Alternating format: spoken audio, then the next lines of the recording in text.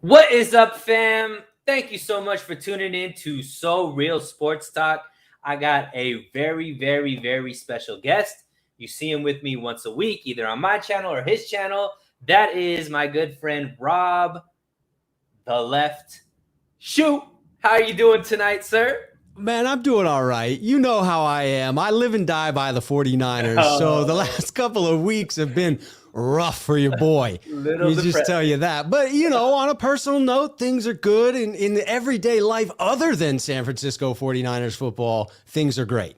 That's great to hear, man. And some people in the comment sections I saw on the videos you posted were giving us some names as far as what we should coin this show. We definitely need to get something going. Hopefully, by after the bye week, maybe we could figure something out. But I got a name that I think might roll off the tongue. So sometimes my nickname is Sue because of the first name Sue Neal. That so makes maybe sense. Sue and the Shoe. Sue and the Shoe. So maybe that kind of flows a little bit, but we'll see if there's something better that comes out that I way. like that. That's got a ring to it, man. It might be the winner. We got Amin the Dream Robinson Neal in the house. Yes, sir. Amin, congratulations. Up, Amin? Just hit 500 subscribers.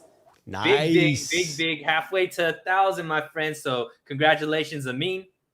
So, Rob, got a lot to talk about. No time to waste. Enough with the pleasantries. Time to get it in, all right? So, we always start out with grades. We had a tough loss to Seattle. Interdivisional game. Burns a little bit more that we have to say we lost to Seattle, right? Yes, it does. So let's get into it and see how we graded it. And I wanted to start with, sorry, go ahead. No, I was just going to say, I mean, I feel like maybe setting up these grades with a little statement could be helpful on my side of it, just because of the simple fact that the 49ers should have won this game. Like going into this grade session, the 49ers absolutely should have won this game. And for everyone listening and watching, here are some statistics to set it up. You good with this, Sunil? I'm going to throw out some stats that help us decide on some grades. Total yards, 49ers, 457. Seahawks, 234. And the 49ers lost. Wow. Passing yards, San Francisco, 314. Seattle, 129. Yikes. And the 49ers lost. Rushing yards, 49ers, 143. Seahawks, 105. And the 49ers lost. It is just mind-boggling to me, the statistical domination that occurred on the field, and yet that was not the way in which the game played out. I just wanted to throw that out there because it was bugging the hell out of me after watching the game on Sunday, but that sets us up for our grade segment. Beautiful. So let's start with those air yards that were mostly given to the wide receivers. And talk to me. I mean, you just put it out, and I didn't really know those numbers, Rob, so I'm glad that you threw those out there. Obviously, the 49ers offense dominated the Seahawks offense as far as just total performance, as far as just on paper, right? But obviously, the scoreboard is the only number that really matters, and Seahawks had more points at the end of the day than we did. So yes, they did. Specifically with the wide receivers, and once again, another week where we're talking wide receivers, we're talking Debo, and that's about it. But how did you grade this wide receiver core, seeing the type of numbers that were being thrown up there? Yeah, to me, this was a tale of two cities type of a thing, where you had Debo and then you had everyone else. Mm-hmm. And so Debo gets an A+. Debo earned an A+. Everyone else, much more average pedestrian numbers. And so to me, that had to average out. If you have the vast majority of the receiving core getting in a C+ performance, you have one member of the receiving core racking up that A+ performance where he just dominated the game again. And I mean, so frustrating to watch him excel and not have that turn into wins for the 49ers. I mean, he's clearly feeling himself. I don't know if you saw his Instagram post. Yeah. Like, he's just clearly riding high at this point. How do you as he feel should about be. that? How do you feel? See, I don't know, because the team's losing. Ooh, that's an interesting point. So, like, what are we trying to do? Like, and I saw that, and to be honest, like, I'm all about, hey, it's a job. Whatever you do after the job, you just like whatever, at my job, I could crush it. We could be doing well, not doing well. I'm an employee at a corporate company, whatever. I'm going to go home and have fun doing whatever I want. So I understand if Debo's looking this, that on the field is my job, off the field is me building my brand, because football isn't guaranteed. So I got to make sure that I build my brand so I have a career outside of football. He does. So I get that. But the 49ers do not look good right now. And to see your star out there kind of looking like nonchalant, like it doesn't matter that we just lost to the Seahawks, and just like, hey, I had a good game.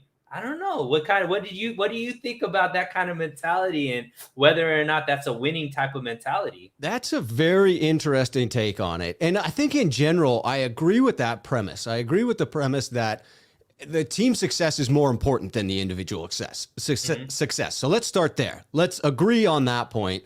And then I think I have to disagree on the idea of Debo has been playing to such a level that I think he should be out there celebrating that. I think so long as on the field, he's not causing any distractions, he's not doing anything sort of Odell Beckham-ish where you feel as if he's detracting from the team. He's clearly laying it all out on the field. I mean, like a dog. He's going after balls. He's running over fools. I think he has earned a little bit of braggadocio, even though the last two games haven't gone the way that the 49ers would want them to. But I could understand the other side of it. Do you see it the other way? I understand the business side of things. So for me, I'm more looking at it like he's trying to build his brand. Look, the average career in the NFL is 3 years. So build your brand. I wasn't even mad at Juju dancing dancing for the Pittsburgh Steelers last season and all that kind of stuff. Right. I just think that's what receivers do. That's how they build their brand.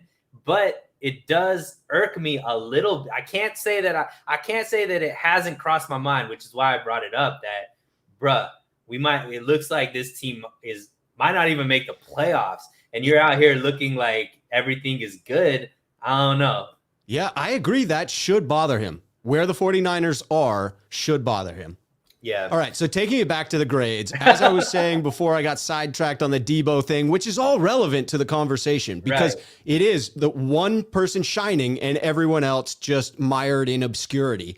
That's what's happening on the field. That's what Debo has done in polarizing this room as far as production goes between him and everyone else. So to me, that A+ rounded in with all the other C average grades, I had to give him a solid B for the wide receivers. I mean, you saw what we put up through the air. It was nothing to sneeze at. It was a decent day, but a lot of those yards came in garbage time. They came on one throw. So for me, it was a decent performance brought up by Debo's stellar performance, but not great. Yeah, and I think so in grading the wide receivers, the only way you could drop them, I guess, as far as grades, is if they're not doing their job to get open, if they're not getting separation, things like that. Because at the end of the day, whomever's throwing them the ball really controls how much success they could have overall. So I think based off of what the quarterback play was, I think a B is a solid grade that you can give them. They did get a lot of yards. A lot of those yards were that they earned, right? It wasn't because the passes were that far down the field. It was because yak yards, busted coverages, things like that. So I do agree with the B. But overall, outside of just the grade and the performance, I'm still very, very worried about the fact that this is just Debo and the gang. Like, Ayuk still hasn't had a breakout game. Trent Sherfield still hasn't had a breakout game. These guys have gotten touchdowns here and there, but it's not like that consistent. I don't know. I mean, I guess it still hasn't been stopped, so keep going with it. But it seems to me that eventually just Debo could be something that could be stopped down the line. Yeah, I would agree that teams could probably scheme against that. And I think you raise a good question that we'll probably touch on when we get to that section of the grades. But you can only do so much depending on who is throwing the ball to those Right. receivers. You were saying that all they can do is get open, they can't throw themselves the ball.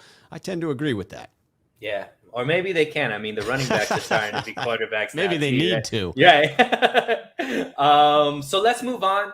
Still pass catching, but also throwing in the blocking in there. That's why I kind of separated them. So let's go with the tight ends. And we did see a Ross Dwelly sighting. We so did. Grant Cohn definitely popped the bottle of Dom Perignon when that happened. So talk to us a little bit about how you saw the tight ends and what those grades ended up being for you. Yeah, great catch by Dwelly. I mean, he really is a fantastic athlete. It is perplexing on many levels why we don't get him involved in the pass game more frequently. You hear it from a large percentage of the beat writers. It is not just Grant that sing the praises of Ross Dwelly. It is a large percentage of them that once a highlight reel catch like this comes up, they all are forthcoming with these tales of, oh, yeah, well, we see him do that in practices all the time. And so it is a bit perplexing that we can't work him in more, especially with the 49ers expressing that desire to bring in a second pass catching tight end. You remember Right. all of the laundry list of players that we flirted with to bring in to be that number 2 pass catching tight end. And it would seem that we have Dwelly right here and choose not to use him with any frequency. Kittle seemed to struggle for the day, right? 10 targets, but only 4 catches for 40 yards. And quite honestly, we're lucky that he's still with us after that. The way that knee bent, oh my goodness. God.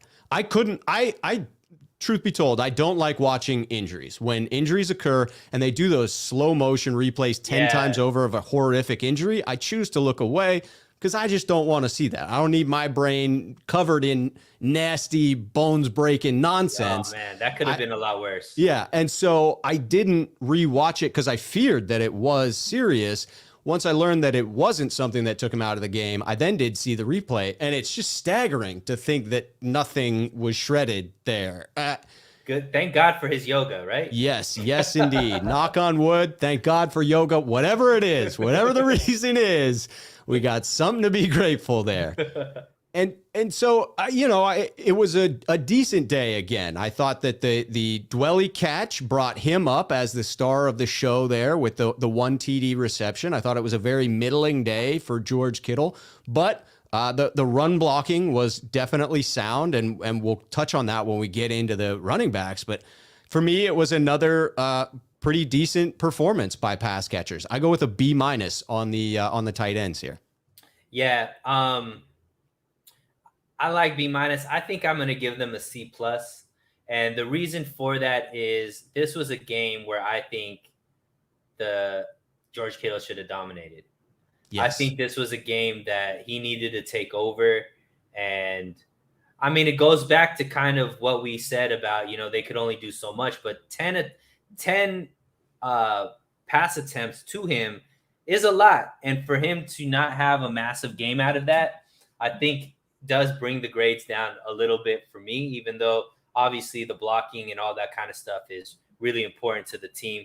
I think I'm going to go with the C+, still a passing grade because of all that Kittle does. And obviously the touchdown from the boss, but the boss, Ross the boss. So C+ for me, but I'm still a little disappointed in the performance because I really think that in my mind, I thought that George Kittle, this was going to be his breakout game that, really set the team on fire and gave them the momentum to move forward kind of thing. Yeah, it was a very suspect Seattle defense coming into the game. They didn't look suspect against the 49ers. I sort of thought that might be the case, unfortunately, but I agree. It's set up to be a get-right game for the 49ers offense and should have been an opportunity for Kittle. Yep. So we both gave them B-, C+. Not terrible, but not the greats, right? Yep. So, but you did touch on the running game. So let's go over that running game and specifically the running back core. How did you feel about what they did in their performance against Seattle?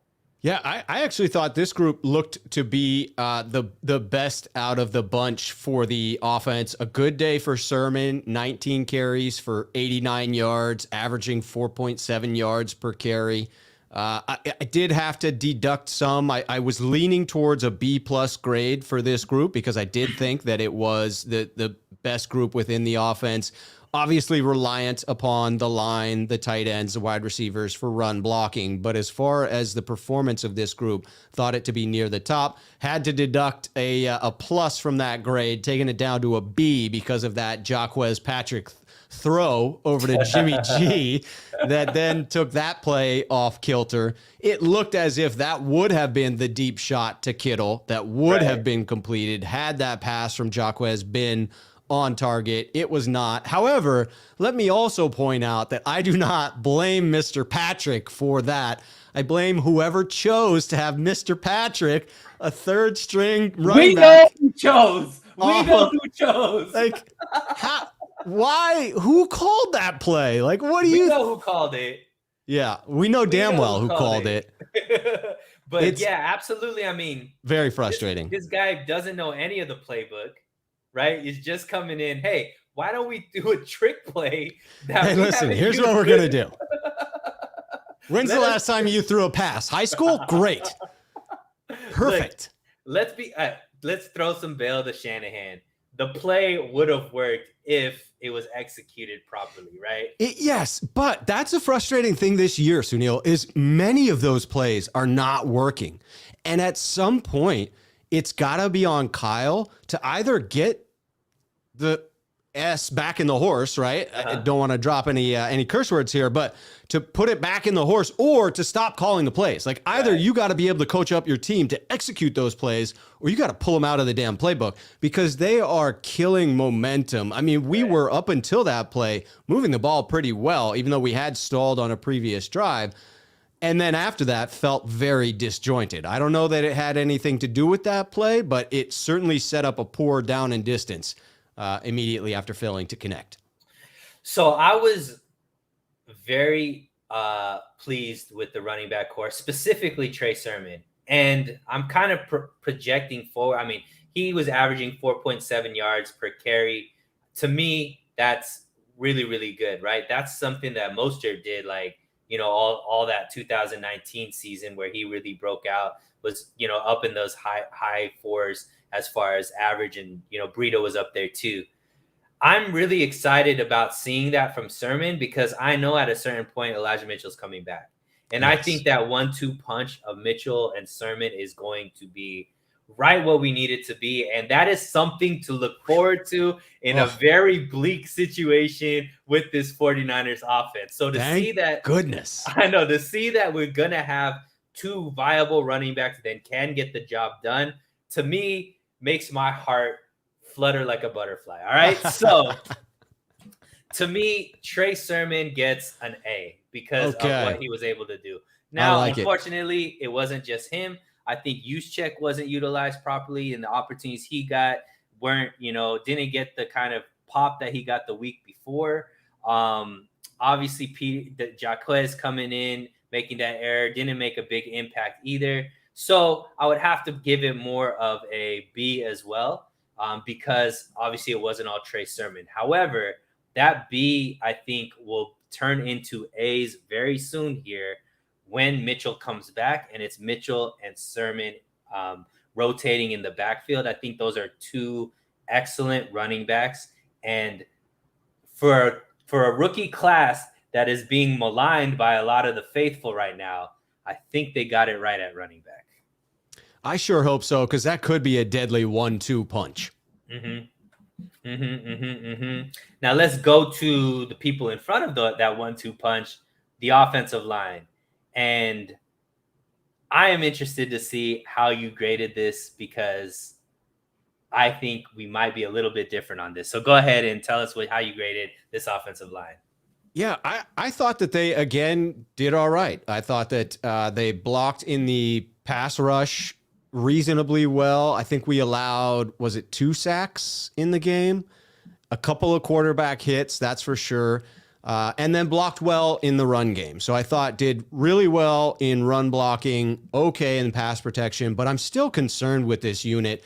And it's the most concerning area that I thought we had addressed in the offseason, and that's interior line play. If you have Mac matched up one-on-one in pass protection, it seems like a loss in that scenario. And a lot of the interior pressure is coming from that right side, either Mac, Brunskill, or some combination of Mac and Brunskill together. So because of that, I had to bring it down some.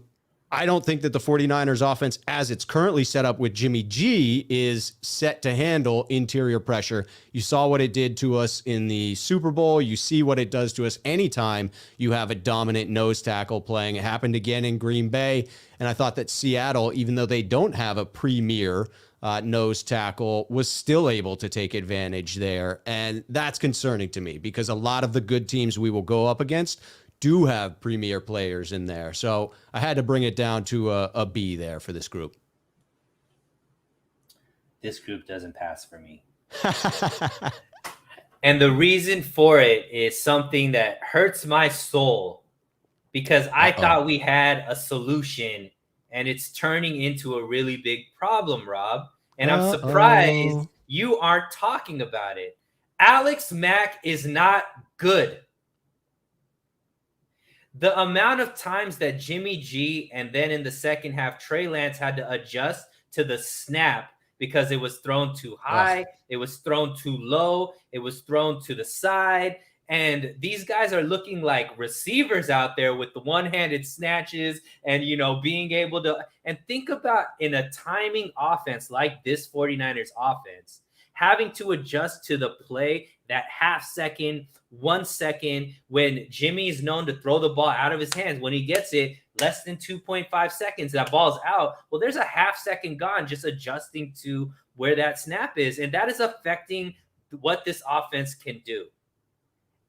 It's funny because they were showing highlights of Trey Sermon, and all I was seeing was Alex Mack with the hand just getting manhandled. That was what I was focused on versus what was happening positive with the offense. Alex Mack is not good. Darren Brunskill is not good. I don't know what Mike McGlinchey is doing. There's one person and one person only that is making this offensive line look somewhat decent, and that's Trent Williamson. And by the way, he's hurt. He's hurt. Laken Tomlinson is quietly having a terrible season. And this run game, I think, is more Juszczyk and Kittle than this offensive line because you can't run down the middle. They're running behind Juszczyk. When they're behind Trent, you're seeing pancakes and this guy just running down the field when they could run towards the left, but the inside and the right side doesn't seem to be having the success. The fact that there was any sacks from the Seattle defense that has nobody on it really as far as pass rushing. None of these sacks were from Jamal Adams, who's the person that usually gets sacked. Carlos Dunlop, their best rusher, was injured in and out of the lineup and all that kind of stuff during the game. The fact that this defense even had a chance, I think, is because of that offensive line. So for me, they're a C-. They're not passing. Yeah, I mean, I can't argue with that too much. Although a C- as a star student in high school, that would technically be passing. I mean, I got to throw it out there that would be passing. But I mean, I can't fault you for the anger on the interior section of the line. I mean, I agree with that wholeheartedly. And now that you call out the shotgun snaps from Mac, I would agree that they do seem to be erratic. I haven't been paying attention to it with the level of detail I would need to in order to say that it's a continual issue. But the simple fact that I can simply recall a few errant snaps without having to think very hard says something to how frequently that's happening. And I would agree that what you're getting out of Kittle and Juszczyk as far as run blocking exceeds what you're getting out of the center of the line. I tend to disagree on Tomlinson. I feel that he is a polarizing figure, but I tend to see him as a fairly stable force there. I think the problems with Mack and Daniel Brunskill To me, that's where the problem resides. But regardless, if 2/5 of your line is an issue, it really doesn't matter what the rest of the line is doing because that's a giant gaping hole. Yeah, and Harold Murillo puts up. It's hard for Kittle and Juice to have good days in receiving. They're usually helping out with blocking. Offensive line is D, so he even has it lower than us. And Harold, I think I'm more lean towards you. If C- is still passing, they get a D because they are a failing offensive line. I'm right with you, Harold. And look, he brings up a really good point. We're not able to see a full offensive George Kittle and a full offensive Juszczyk because they're having to make up for something that isn't typically their job. And that is a weakness in the the offensive line that needs to be changed because I would much rather have George Kittle out pass catching than him being as a blocker every single down. I would agree wholeheartedly. So let's move on to the signal caller, the guys throwing the balls, the quarterbacks. And I say quarterbacks because both played. So let's see how you feel about that, Rob. Yeah, so I didn't grade them separately because quite honestly, I didn't know what to make of either one of their performances. Both of them had really great looking plays at times and then terrible moments for others. So for Jimmy, started out like gangbusters. I mean, what was he, 6 for 6, 7 for 7, whatever he started the game with, that he was on pace, getting the ball out, looked sharp, looked in command. And then whatever it was, whether it was the offense getting thrown off schedule, whether it was the calf injury that occurred, although it's hard to really place. I know we've seen which play that happens on, but it's hard to place how it affects him because he makes some plays that seem as if he's still feeling okay after that, and then other throws or moving around where it seems to be hindered. So he was all over the map within the first half. And then Trey comes in and sort of suffers from the opposite syndrome, which was looked atrocious to start. That throw at Kittle's feet was just sort of not good. Yeah, cringeworthy. Yes. But you understand that it was nerves, and it makes more sense when you hear the story of, well, it was basically a minute or two before the end of halftime that they really learned Jimmy couldn't go and then told Trey. And that's tough. I mean, you're a rookie to begin with. The game plan wasn't centered around you. You prepared as if you were the backup all week, and then you get thrown in 60 seconds before you need to be on the field performing. So that is a tough ask. That said, it still looked bad, and then it didn't get that much better. It was good at times, but his biggest play was a busted coverage. Mm-hmm. The last drive, it did feel as if he was getting his rhythm, but then you have to ask the question, is that garbage time? Was Seattle already in a looser prevent style of defense that was allowing for those completions to take place? But let's be honest, Rob. That's the only time Jimmy usually looks good too. He obviously had the first drive in this game, but in most of the times it's the last 2 minutes of the second half, last 2 minutes or 2 to 4 minutes of the first half and the second half is when he tends to look good. So It is on these softer coverage type defenses that are more in that prevent mindset versus let's go stop these guys type of thing. Yeah. And that's a systemic issue when it is happening across both of the quarterbacks. And it makes you wonder if it isn't an offensive issue, if it isn't a Kyle Shanahan issue, if it isn't a cohesion of the offensive line issue. Because if you're seeing the same trends where they're able to pick it up at these points, that's what's so frustrating to me is the potential is there, Sunil. The players are there. The talent is there. You see flashes of what it could be. And then you see the garbage that is actually there at the end of the game and then the end result. So for me, it's hard to attribute significant blame to this group, but I also don't give them all that much credit. So in this instance, this was one of my lower, if not the lowest offensive grades. I gave them a C. Yeah. I'm giving them a C-.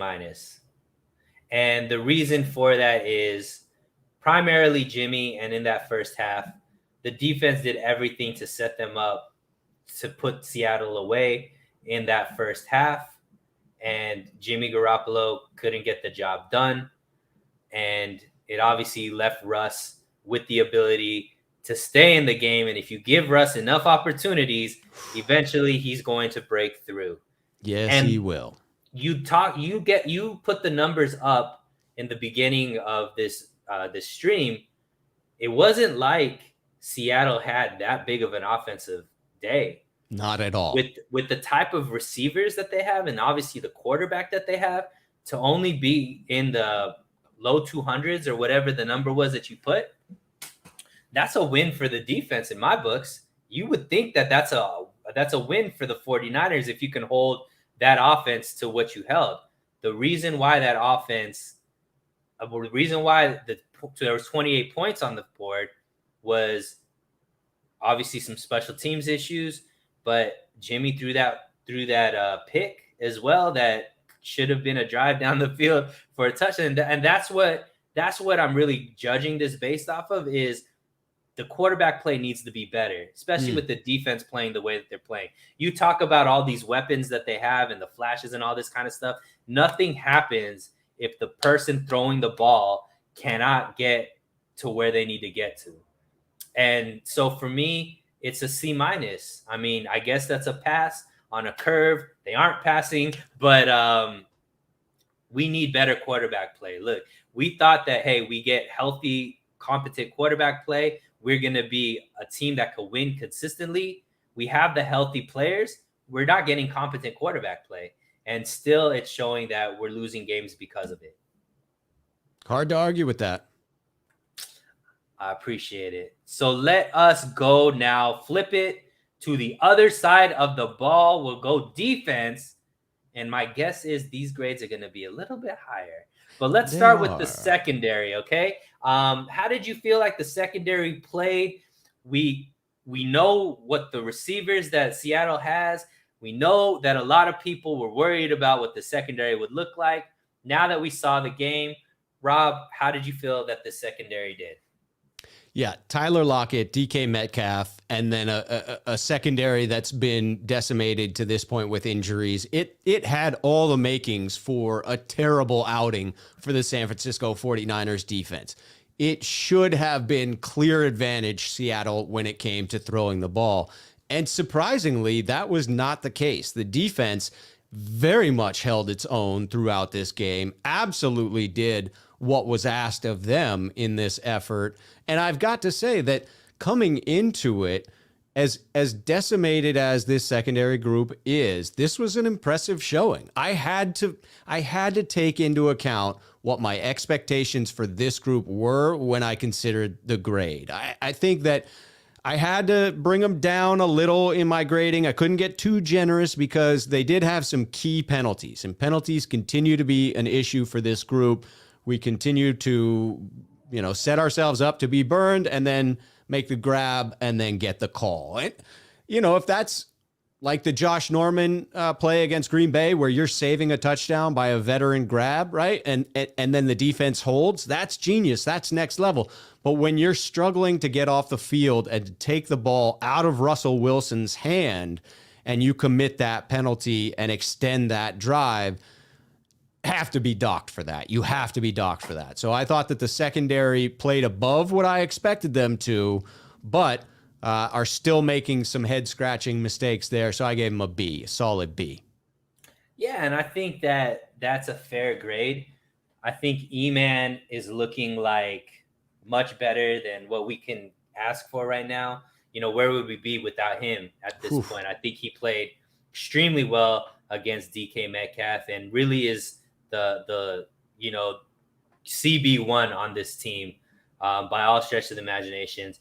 I think Drake Kirkpatrick, he obviously had the hold that you were talking about. He that did. Led to that drive continuing to go, which was a big momentum shift.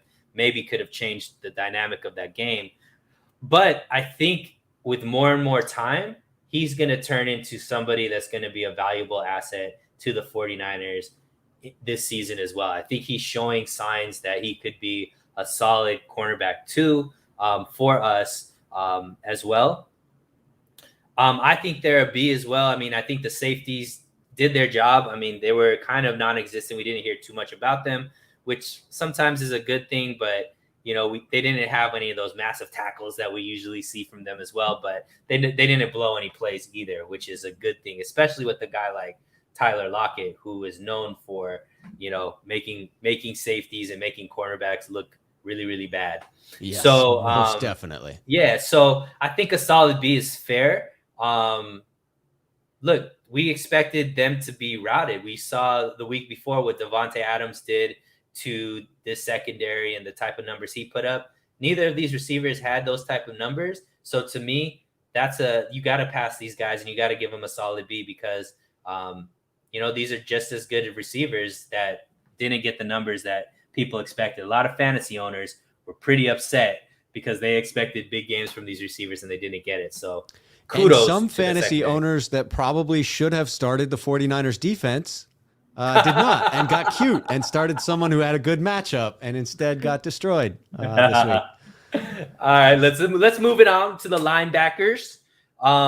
What do you think about the linebackers? I mean, kind of silent. I don't know if we said their names too many times during the broadcast. No, but when you look at the defensive performance, didn't have to call their names many times except for the Al-Shaair coverage on DK Metcalf, which was atrocious. But I don't blame the defense for that. I blame DeMeco Ryans for a play call that set up one-on-one coverage with Al-Shaair on DK Metcalf. That's just not what you want. Yeah. Anytime you're on the field, in particular in the red zone. So that was an egregious error, but not on Al-Shaair. Once Al-Shaair was set up opposite DK Metcalf, that was just a loss. That was just an acceptable, sorry, this is going to get thrown to DK. DK is probably going to make the catch, and that's not Al-Shaair's fault there.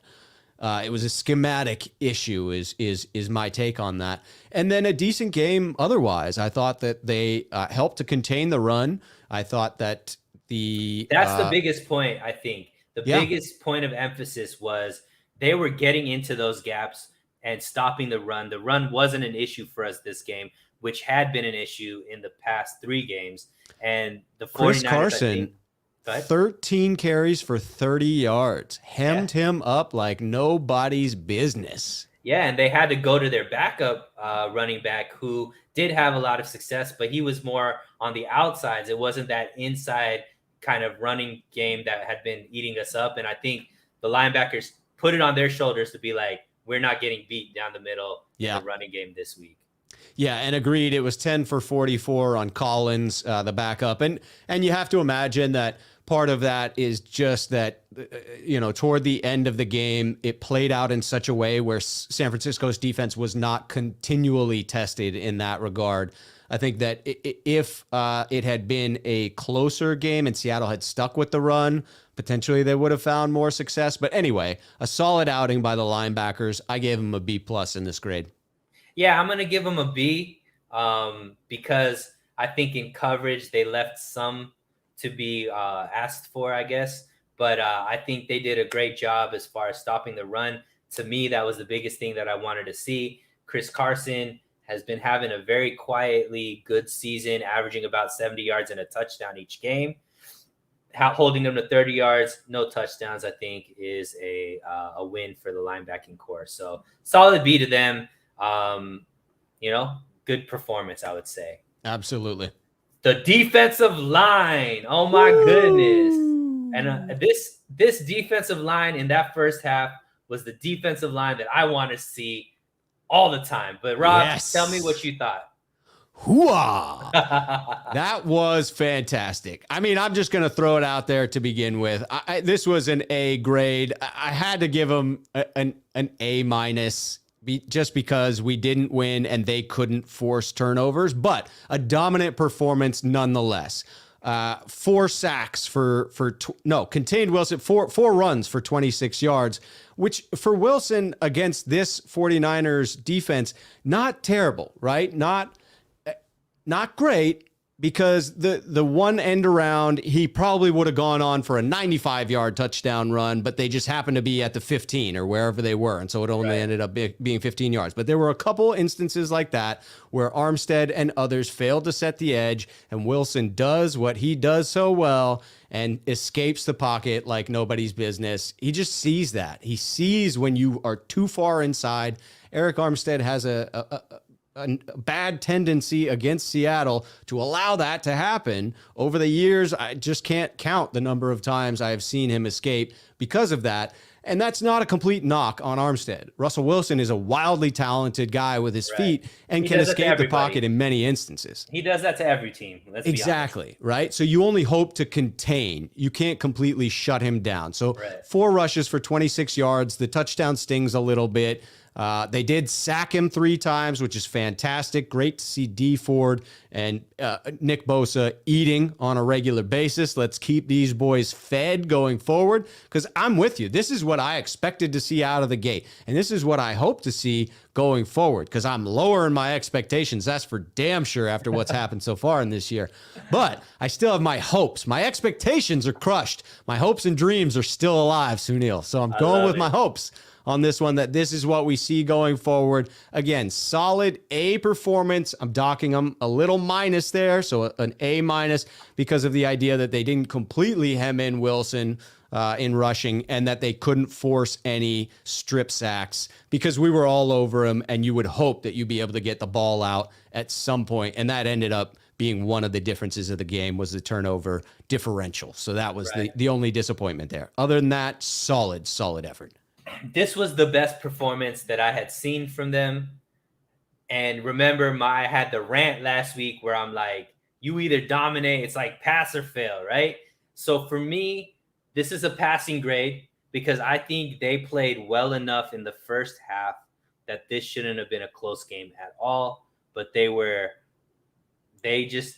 had a bad partner on the other side in their offense that just couldn't take advantage of all the work they put in. I mean, there was a point, they went 3 and out for the first 5 drives.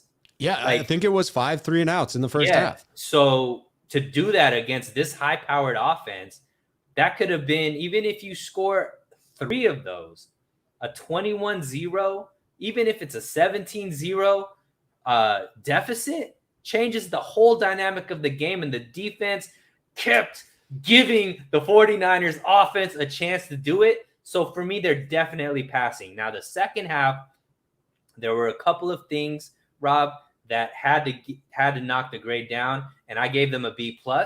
And the biggest one, you mentioned some, but the biggest one was the Dee Ford offsides. That made it from 3rd and 6 to 3rd and 1. So frustrating. Once again, that was a drive kill, because they were gonna get Seattle off the field, and they let them back in, and once again, momentum shift. So for me, that was a very, very big play. Unfortunately, that same drive is when Dre ended up giving them a hold, so we bailed them out again. And for that reason, they got a B+ because of that offside, because I think it was a very big momentum changer, Rob. And to me, that was one of the places where we let go of the rope, and at that point, the game was over. Yeah, that was frustrating in real time. I was like, Dee Ford's offsides. Dee Ford's offsides. I saw it. I saw him lined up there. It was clear as day. And then when the flag came, I couldn't dispute it, because I had seen it. I knew that he was lined up in the neutral zone. And you would like to see, maybe it's just me, but back similar to what you raised about Debo and wanting to see the frustration. I actually felt that way about Dee Ford in the post-game press conference. I didn't like the nonchalant answer he gave to, hey, did it sting to be offsides? Because this is a repeat offender, right? This isn't his first rodeo when it comes to this particular penalty, right? And so they've come in critical moments. I mean, really critical moments in his career. And it just felt like he shrugged this one off a little bit too much. And I get not wanting to dwell on it. I'm not expecting him to be super contrite and shedding tears or anything strange like that. I just want a little more irritation at himself there, at an acknowledgement that, yeah, that's not going to happen. Like, I'm going to work at that. And it just sort of seemed more like a shrug, like, I don't even know if I really was offsides for that one. I didn't get to see it, but like, yeah, it happens. And it's like, dude, no, it doesn't Can't just happen. happen. That's It like can't you happen. not paying attention to where you are on the field. Right. And it can't happen at that down and distance right there It at can't. that time. It can't happen at all, quite Mhm. frankly. It's one thing to be offsides from jumping offsides. It's another thing entirely to line up offsides. I agree. Yeah. I agree. Let's move on. Special teams. Oh, God. So obviously they got a right hook to them right at the beginning of the game when the kicker Robbie Gould ended up having a groin injury, and all of a sudden Wisniewski is like, "Hey, you're not only our punter, you're our field goal kicker now as well." And so let's talk about it. I mean, let's talk about it. It seemed like it was setting up for Mitch to be the MVP. I even tweeted that out early in the game. I was like, Mitch, my man, he's about to crush this game. He's going to hit an extra point, a field goal, make a tackle. You know, he's handling kickoffs and punts. Dude's just doing everything because that's how Australian rugby players do. right. And then it just didn't quite turn out that way. And through no fault of Mitch's own, right? It's not fair to expect Mitch Wisniewski to hit a 41-yard field goal or a 38-yard extra point. Those are not things that you expect him to hit. You hope he can. It's why he practices that, is in this case of emergency, you have him there to attempt it, but you cannot be confident going into it. So I thought that there were two significant factors that contributed to the 49ers losing this very lopsided game that should have been a lopsided victory. And I thought special teams was absolutely one of them.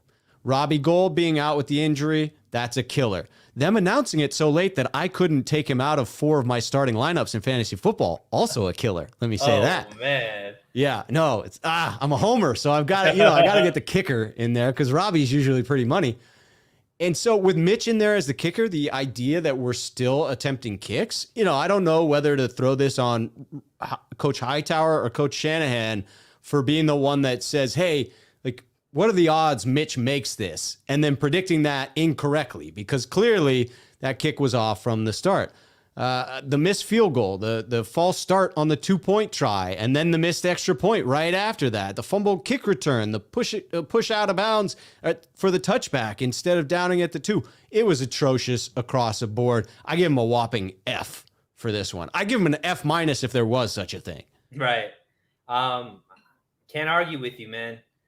There was nothing that saved face for this special teams group that you can say can up a grade from an F. They clearly were the group that had the biggest, took points off the board and put points on the board for them. And I think when you're seeing that type of stuff in a game that ended up being the difference was just 1 touchdown, that is a killer. And there's 3 phases of this game. And I think the defense definitely played well enough for us to win. The offense, not so much, but weren't necessarily atrocious to the point that they still played well enough for us to be able to win. But this special teams definitely did not play well enough for us to be able to win. And they were, I think, the deciding factor, as you said. And whether that is, obviously it's really tough when your field goal kicker is out. But Right. And maybe we're going to be talking about it next. I don't know. It's not like Mitch is out there saying, I'm ready to, put me in. Like he's being told to be out there. So he's just doing what he needs to do. But Robbie Gould has trouble kicking 45-yard field goals. So to have Exactly Mitch true. go out there and do that, to me, it was just insane. You got to go for it on 4th. What are we doing? Come on. My wife, when they went for the extra point instead of going for 2, even though it was now going to be from the 7-yard for the try, my wife was like, that's stupid. What are they doing? Why are they not still going for 2? Like, what the hell? And so when you have someone who may not be extremely well versed in what one might want to do from a coaching perspective, calling out the absurdity of what's happening on the field, that just goes to show you that it should have been an obvious choice. Regardless of the false start penalty, you're still going for 2 at that point because you don't want to have Mitch kicking a 38-yard extra point after he just missed from 41.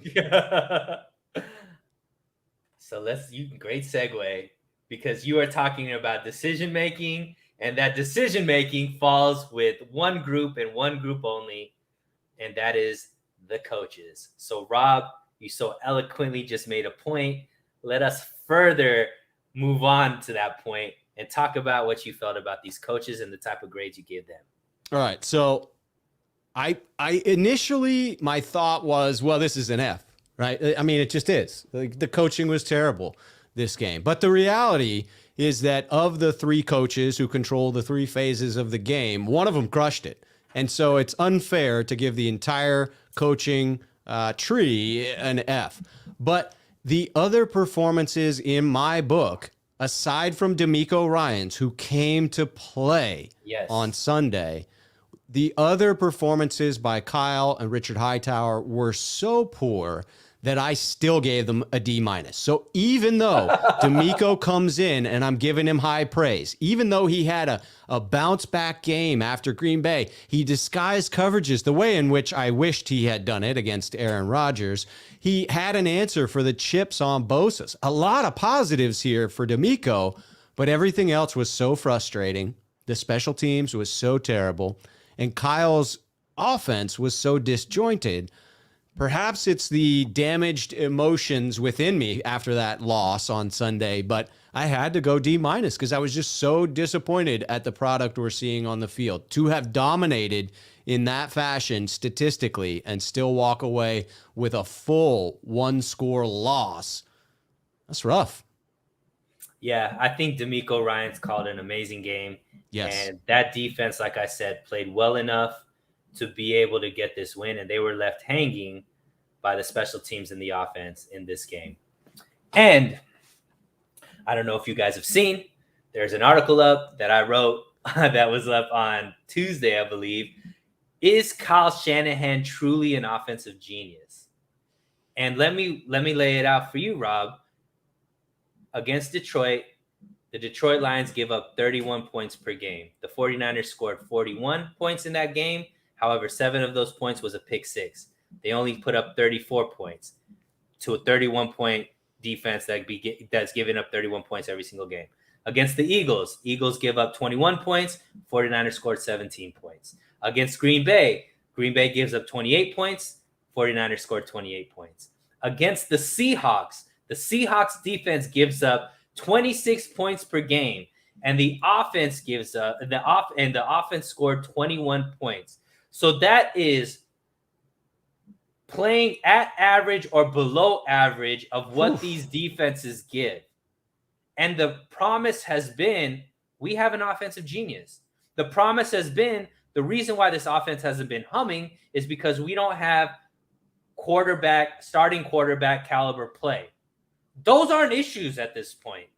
So if we're still under providing offense for this team, and we have an offensive guru supposedly as our head coach, is he really a guru?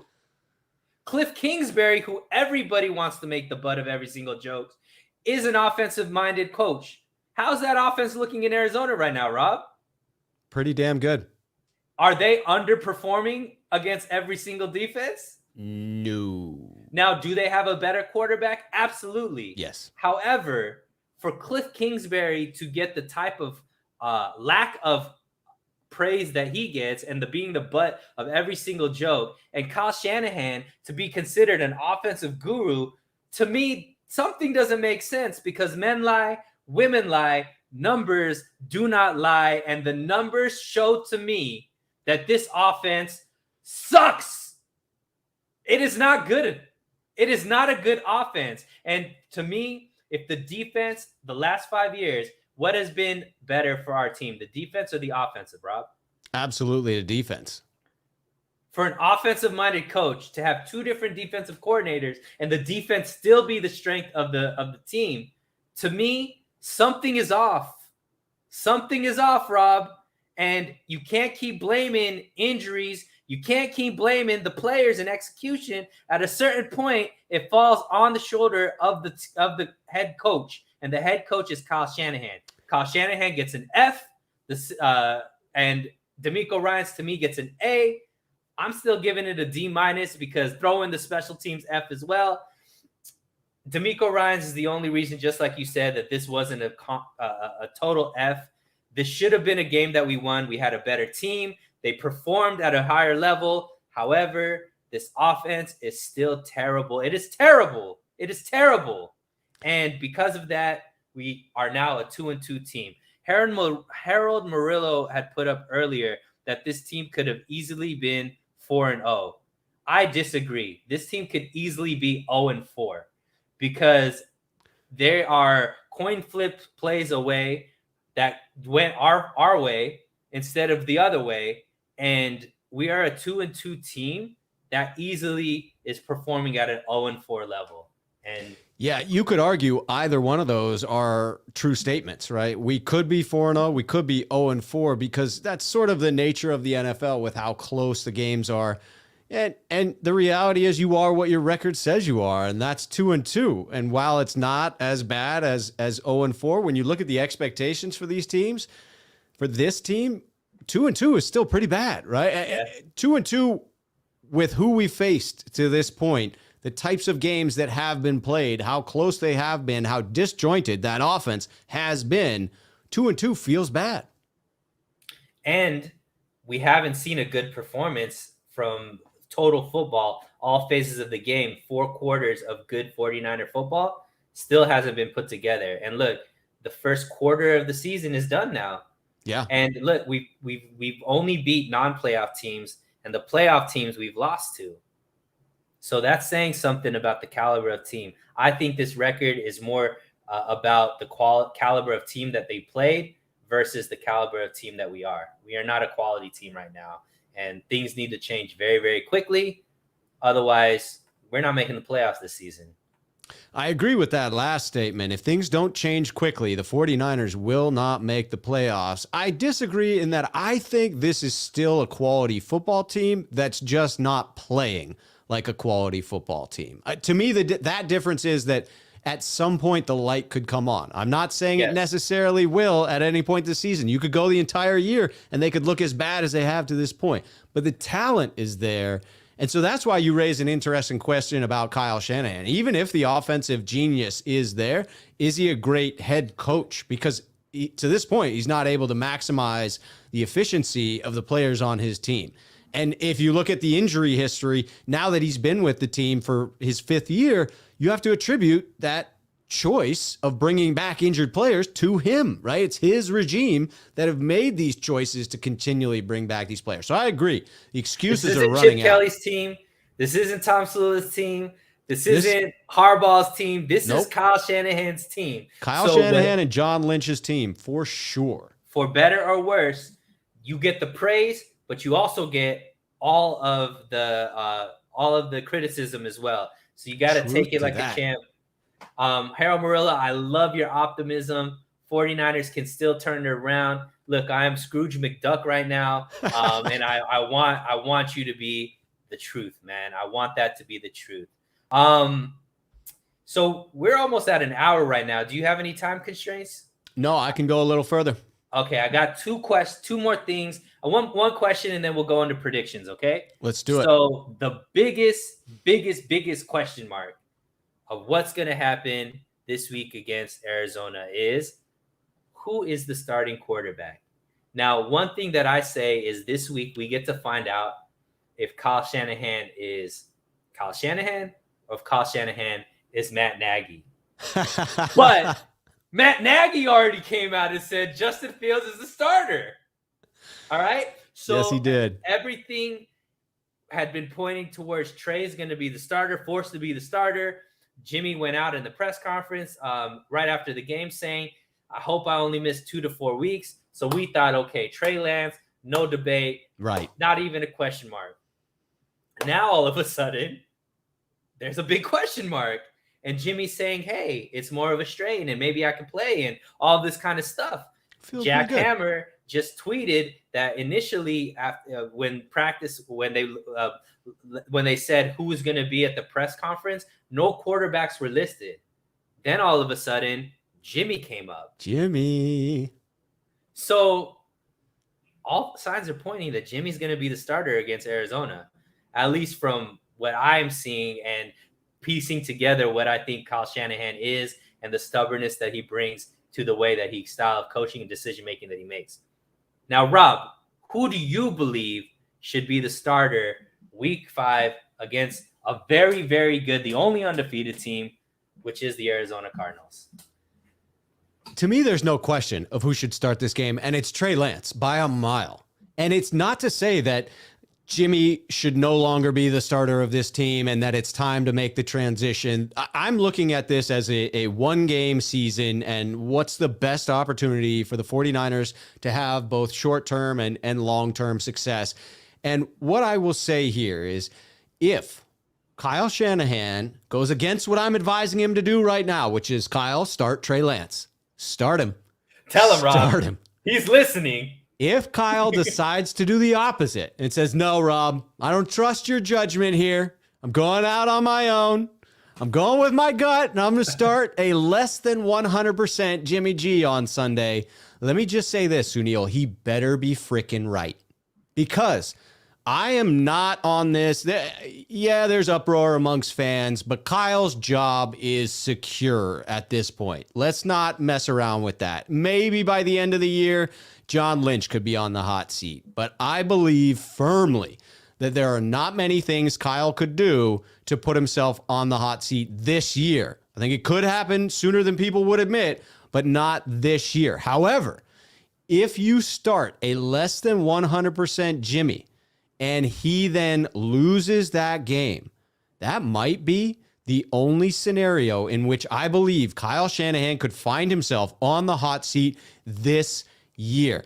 Because then the wheels come off as to, well, now you're into the bye and Jimmy didn't win the game and you're 2-3 and you haven't done anything to prepare your rookie quarterback. And now you're not really a playoff contending team unless things go really right for you. But you've probably gotten Jimmy dinged up again from playing him too soon. So now he's not 100% for 4 more weeks. Like, it just, things go sideways if you do this. And it seems so clear cut to me that the easy answer is start Trey. It allows you a cushion. It allows you to have some growing pains. Fans are going to be patient. This is a rookie quarterback. He's going to flash greatness and he's going to look like a rookie. And that's what we will expect going into it. And it'll be like a miracle play if he ends up winning it. Kyle will be the hero. The other way around is just fraught with peril in my mind. Harold Marilla also agrees with you. I would like to see Trey Lance play the entire game. Look, Harold knows what's up. There's one game and one game only where this offense put up a lot of points and looked good. That game was week 1 against Detroit. Who was that against? Detroit. Detroit? But let's even put that further, Rob, because I like the point that you are trying to make with your sarcasm. But let us talk about what week 1 is about. The whole offseason, you know who you're playing week 1. Yeah. That is the most prepared a team can be. That's a fact. Is week 1, right? So clearly, with the most preparation that you can have and the healthiest you will ever be, right, Rob? Because there's no injuries. Everybody's kind of healthy at that point. You're resting people, all that kind of stuff. So the healthiest that you could be, the 49ers did put up 34 points on offense. Right. Every single other game, the only time they were scoring, with a few exceptions here and there, was in the last 4 minutes of the first half and the last 4 minutes of the second half.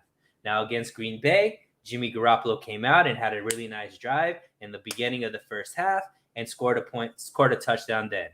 In the game against Seattle, he had a very nice first drive and scored a touchdown then.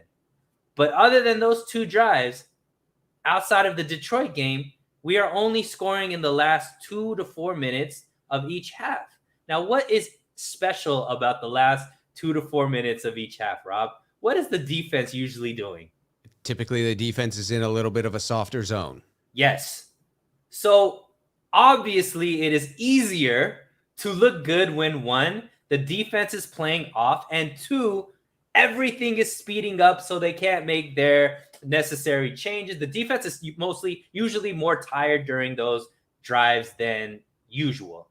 So for them to look good during that time, to me, is more of situational versus that this offense actually looks good. So this offense, like I have said, is terrible. So how could we change that?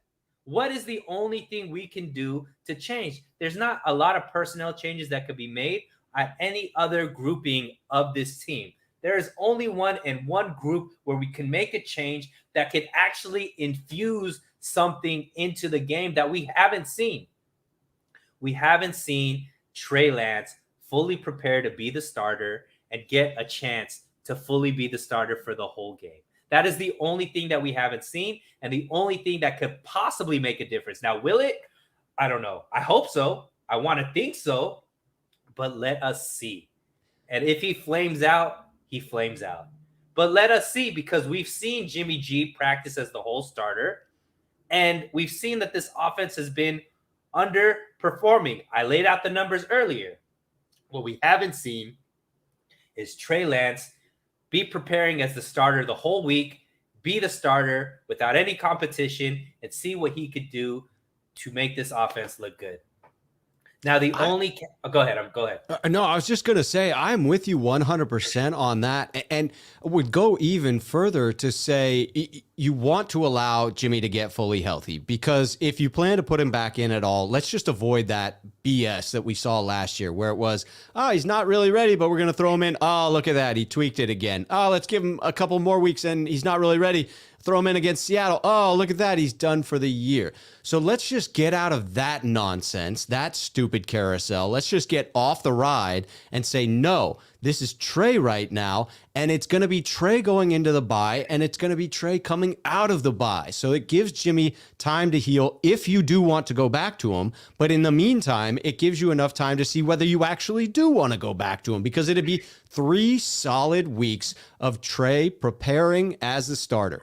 2 games where you have game planned that Trey is going to be behind the helm of this offense to truly see what he can do. To your point, we have seen all the other formations within this offense. What we haven't truly seen is Trey given a chance to spark this thing.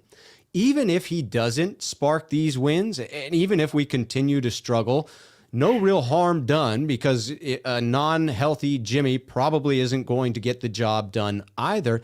And it gives Trey valuable time, setting him up for success if you do go back to Jimmy. I'm not advocating for that, but if you do, Trey has gotten weeks of practice reps. He's gotten a couple games under his belt. And even if he doesn't start the remainder of the year, it helps him for next season when you know he's going to be the starter.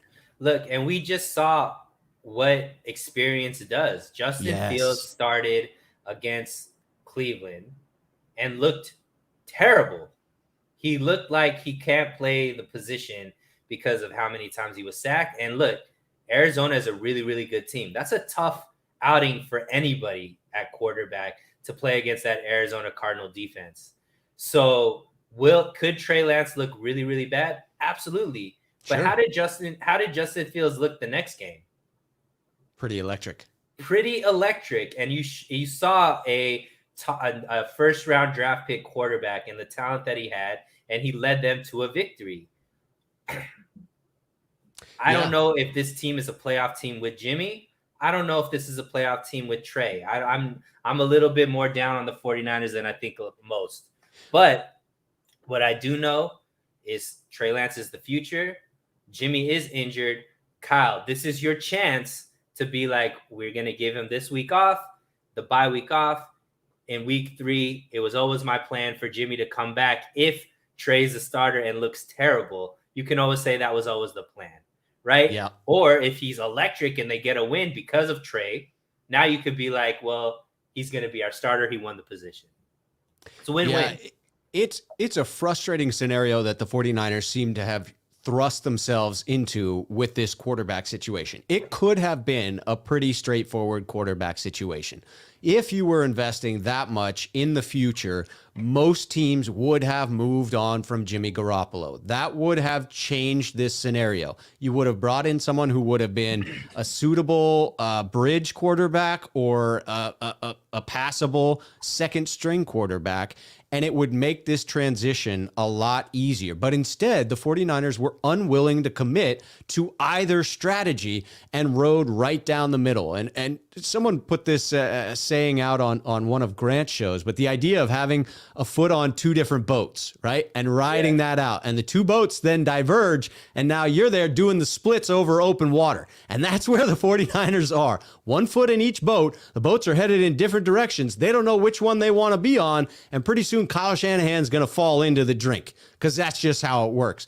He has set himself up for a losing scenario. We are potentially in a scenario where we're jeopardizing both of these quarterbacks. We've already done everything we can to ruin Jimmy Garoppolo's confidence and his je ne sais quoi, the ability to actually grab hold of this 49ers offense, because we've taken out all of the rug from underneath him and just flirted with every single quarterback that's out there in the offseason, left Jimmy as this, battered second favorite on the team, and yet can't commit to Trey, who we spent all these assets for. So it to me is the most frustrating part of this season, is our seeming inability to properly handle this scenario.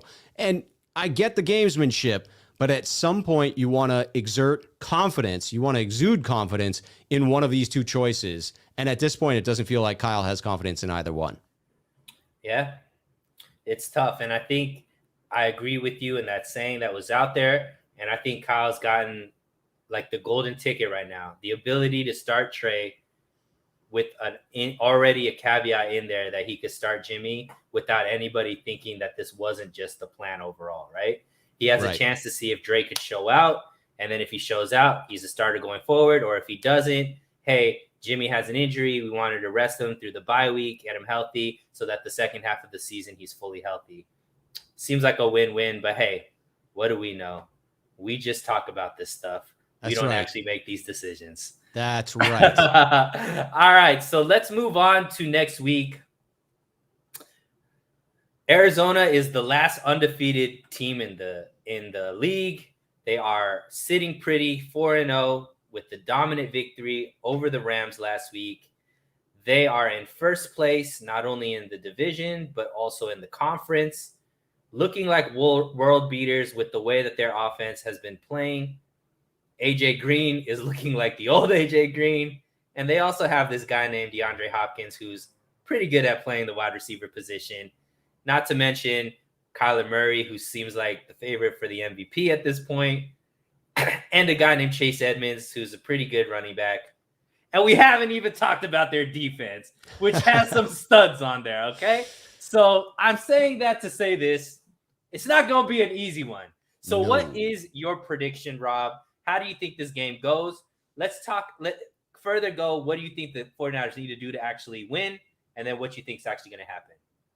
Yeah. So first, let me start by saying that this team should be 3-1, right? There's no doubt that if it weren't for a very makeable field goal that the Vikings just seem to miss on a regular basis, if it's a game-winning field goal, if not for that miss, the Vikings win that game and Arizona is 3-1. Now, I'm not trying to revise history. They won that game and they are perfect. They are 4-0. But I don't think that this is a statistically dominant team. Great offense, but suspect when you look at their defense, right? Part of that comes from when you put up so many points, teams match that. And so it's hard to have statistically dominant defenses and offenses when you have such high firepower. But I will also say that I'm still not a complete believer in the Kyler Murray for MVP talk, nor am I completely sold on Cliff Kingsbury as an elite head coach. So I may be biased here.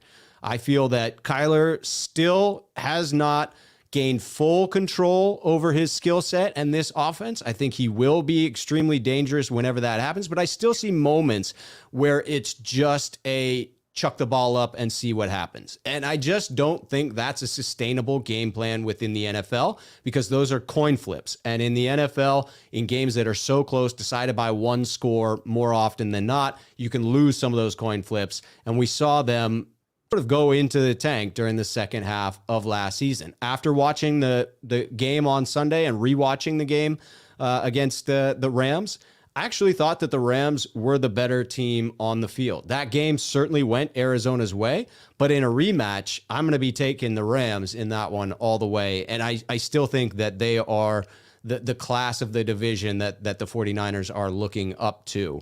That's not to take anything away from Arizona. I love how you try to put that caveat. That's not to take anyway. Well, it goes back to let us poo-poo their record. Let us talk about how even when they look dominant, they really weren't that dominant, but not to take anything away from the Cardinals. But it's not. And when I say the Rams are the class, I don't mean that they're wildly better than Arizona. It goes back to my original stance on this division in the very beginning of this year when you and I talked about it. I still believe at the end of this year that the entire division will be decided within 2 games. I still think that there'll be a lot of infighting that occurs in those divisional matchups. And I think both the Rams and Arizona will get taken down a peg. And I think that Seattle and San Francisco will both catch their stride throughout the season. So that was my preface going into this season, and I am staying true to it for now. I'm starting to, there's cracks happening in the foundation, Sunil, but I did a lot of research going into this season, so I'm not jumping ship just yet.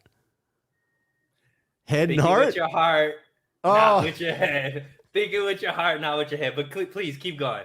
Hey, it could be, but in this game, things set up in such a way that it could break the 49ers away. First, let's start by saying any given Sunday. That's a saying for a reason, right? Any team can be any other team in the NFL. Its scores are so few and far between. A couple of balls bouncing one way or the other decides games.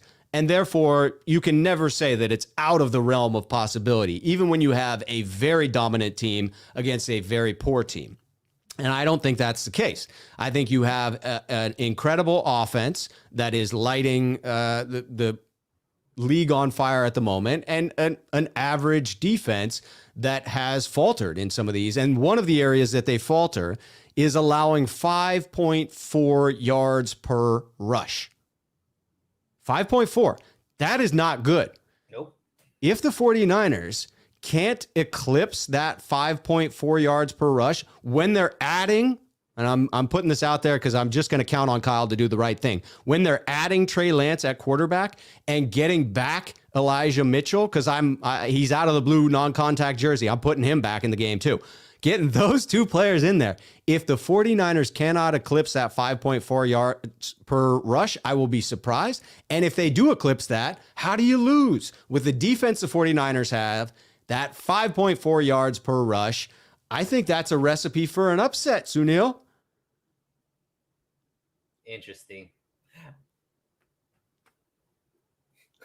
That's all I got to say. I'm going hand gestures. Thinking with your heart, not with your brain. Now, when you put it that way, hey, you should have a job in sales because, hey, that was a really, really, really good argument. Let me downplay the 4-0 team by saying they shouldn't be 4-0. They're 3-1. Even though they blew out the Rams look like a better team and all of this kind of stuff. Look, they won all of those games.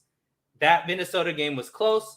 They've beaten the Titans, beat the brakes off of the Titans. They beat the brakes off of the Rams. Those are 2 teams that people expected to be playoff teams. Now, everybody wants to say, oh, Cliff Kingsbury, all this kind of stuff. Look, I would much rather have Cliff Kingsbury and how that offense is looking right now than how our offense is looking right now with our coach and our offensive genius. All right? So we could just keep thinking Arizona is going to be Arizona, but let's be real about the 49ers being 49ers. 4 out of the last 5 years or 3 out of the last 4 years, we haven't made the playoffs and we haven't been able to really beat anybody consistently.